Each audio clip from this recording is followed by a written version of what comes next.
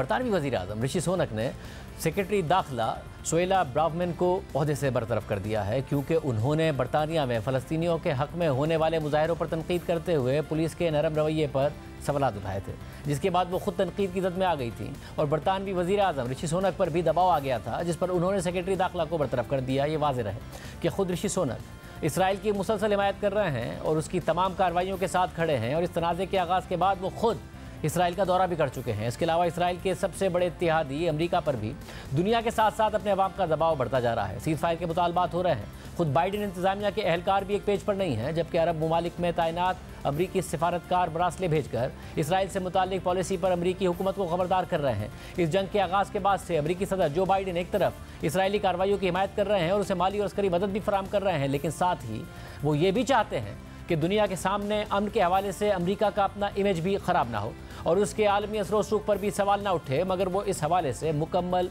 नाकाम नज़र आ रहे हैं, क्योंकि इसराइल अमरीका की एक भी बात नहीं सुन रहा है। यहाँ तक कि इसराइल ने कुछ रगमालियों की रिहाई के बदले में जंग में 3 दिन के वक्फे की अमरीकी तजवीज़ भी मुस्तरद कर दी है। साथ ही इसराइल अमरीकी मुखालफत के बावजूद गज़ा पर कब्ज़े के ऐलान पर भी कायम है।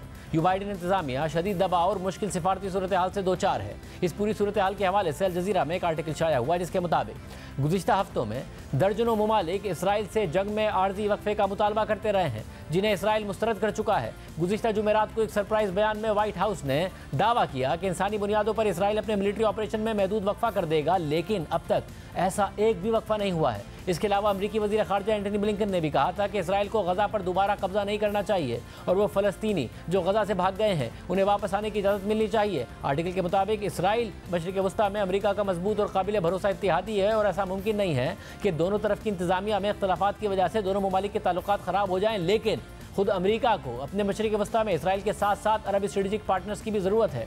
मिडिल ईस्ट के हवाले से पॉलिसीज़ बनाते वक्त अमेरिका को बहुत से फैक्टर्स को देखना पड़ता है, जिनमें खित्ते की सिक्योरिटी और ग्लोबल सिक्योरिटी, ईरान के साथ अमेरिका के ताल्लुकात, तेल और गैस के मामलात, बैनुल-अक़वामी शिपिंग लेन की आज़ादी और सिक्योरिटी, और साथ ही रूस और चीन के असर रसूख का मामला शामिल है। और जब अपनी पॉलिसीज़ ऐसे लोगों से तैयार कराई जाती हैं या अमल कराई जाती हैं जिनका ज़ाती तौर पर किसी तरफ झुकाव होता है, तो अक्सर बरसों की मेहनत ज़ाया हो जाती है। ऐसा ही ट्रंप के 4 साल दौर में हुआ था। ट्रंप का मशरिक़ वस्ता से मुतालिक मुशीर उनका अपना 37 साल दामाद था, जिसके मुजव्विज़ा अमन मंसूबे ने फ़लस्तीनियों को गुस्सा दिला दिया था। आर्टिकल के मुताबिक दूसरी जंग अज़ीम के खात्मे के 50 साल तक सियासी वफादारियों की तकसीम अमरीका या सोवियत यूनियन के ज़ेर असर रही। मशरिक़ वस्ता में इसराइल अमरीका के कैंप में था। इसी तरह सऊदी अरब, कुवैत और खलीजी रियासतें भी अमरीका के कैंप में थी, जबकि शाम, मिस्र, इराक और लीबिया सोवियत यूनियन के कैंप का हिस्सा थे। 1978 में मिस्र को मशरिक़ से मगरिब की तरफ वफादारी तब्दील करने के लिए कायल करना और मिस्र का इसराइल के साथ अमन मुआहिदा कराना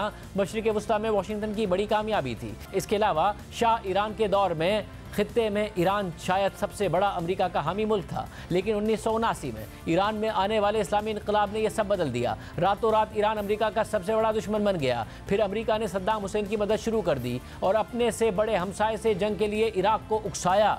ये जंग अमली तौर पर तकरीबन 10 साल तक जारी रही, जो असल में अमेरिका की ईरान के खिलाफ प्रॉक्सी वॉर थी। आर्टिकल के मुताबिक कमज़ोर तज्ज़ियाती सलाहियत के साथ अमेरिका ने हद से ज़्यादा पुरएतमाद होकर 3 जंगें शुरू की, जो अमेरिका के लिए धचका साबित हुई। इराक में कई बरसों तक उलझने के बाद अमेरिका उस वक्त पीछे हटा कि जब उसे मालूम हुआ कि जंग मजीद जारी रही तो फौजियों की जानों, पैसे और ख़ास तौर पर मशरिक़ वस्ता और इस्लामी ममालिक में उसकी साख को बहुत ज़्यादा नुकसान पहुँचेगा। मगर फिर वाशिंगटन ने शाम की जंग में शामिल होकर इराक में की गई अपनी गलतियाँ दोहरा दी। अगरचे अमेरिका इस दफ़ा खुलकर जंग में शामिल नहीं हुआ था, शाम में अमेरिका ने हुकूमत मुखालिफ धड़ों की मदद की, जिससे दूसरी तरफ ईरानी हिमायत याफ्ता गिरोह मजबूत हो गए और उनका असर रसूख भी बढ़ गया। साथ ही शामी हुकूमत ने रूस से ताल्लुकात मजबूत कर लिए।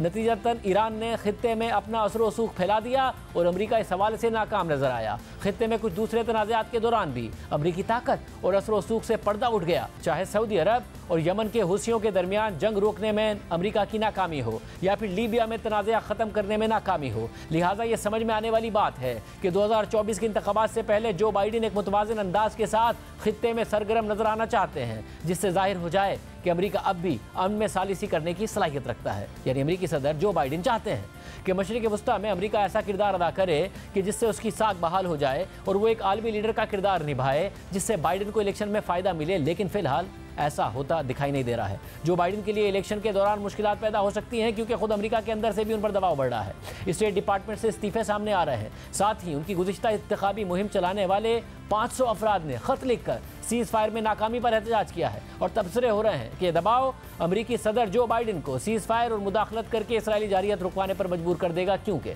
इंतखाबी मुहिम शुरू हो गई है और साबिक अमेरिकी सदर डोनाल्ड ट्रंप मकबूलियत में उनसे मुकाबला कर रहे हैं। यानी बाइडेन इन हालात में किसी भी तरह अवामी हिमायत नहीं खोना चाहेंगे, लेकिन अब तक वो इस मकसद में मुसलसल नाकाम नजर आ रहे हैं।